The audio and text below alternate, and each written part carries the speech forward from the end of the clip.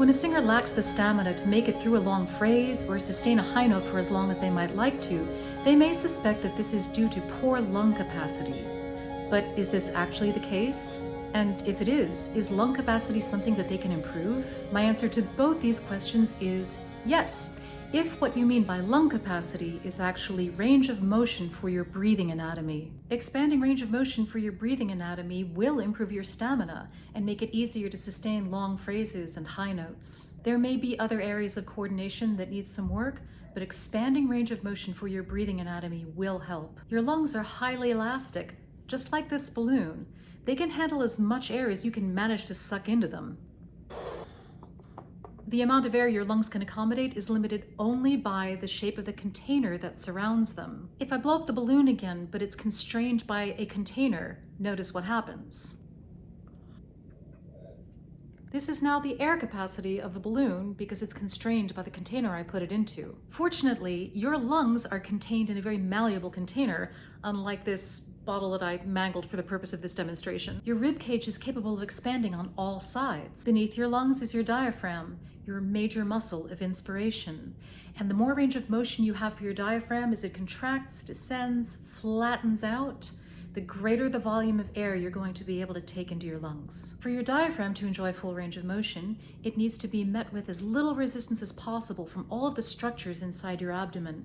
They need to be able to relax and expand as fully as possible. For your ribs to enjoy full range of motion, they also need to meet with as little resistance as possible as you inhale and allow them to expand. That means improving flexibility for all of the muscles that have the potential to assist with exhalation, not just your abdominals and intercostals, but also important rib stabilizers like your serratus posterior inferior, your quadratus lumborum, and your lats. Generally speaking, your musculature is active on inhalation and passive on exhalation. When you inhale, the diaphragm contracts and descends, and your intercostals engage and lift and separate your ribs.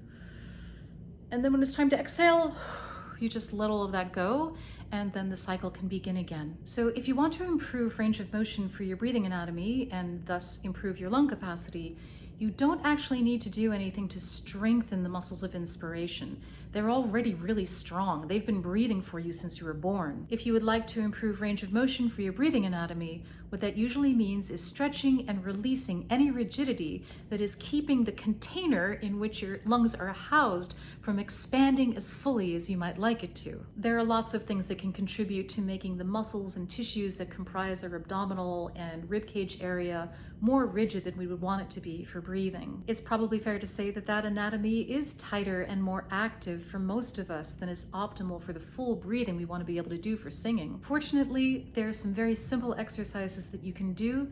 They won't take too long, and they can be fantastic for improving range of motion for your abdomen and ribcage. This is a myofascial release exercise to improve range of motion for your abdomen. You may find that this area is very sensitive, so go slow, pay close attention to what you are feeling, and make sure to stay within the kind of hurts so good level of pressure that you would enjoy from a massage.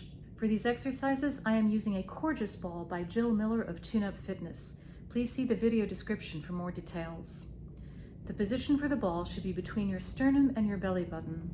Lower yourself onto the ball with your legs extended, with your weight on your hips, elbows, and forearms, so that you have a lot of control over how much of your own weight you lower onto the ball.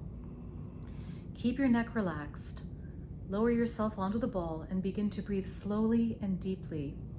You are actually giving your abdomen a massage from the inside with your breath. Be sure to exhale fully, and with each exhalation, allow yourself to sink down a little bit lower onto the ball, staying within your level of comfort. Go slow. Listen carefully to the signals you get from your body while doing this. Repeat for 5 or 6 breath cycles. Then return to a kneeling or standing position and continue to breathe deeply, noticing whether you feel like you have increased your range of motion for abdominal breathing. This is a gentle stretch for your rib cage. The position for the ball will be between and a little bit below your shoulder blades. Lie on the floor in a prone position, face up with your feet on the floor and your knees up, and the ball under your shoulder blades. You may want to also place a book or a pillow under your head to keep your neck comfortable.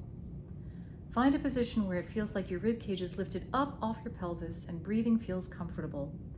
Then inhale and exhale, fully and slowly.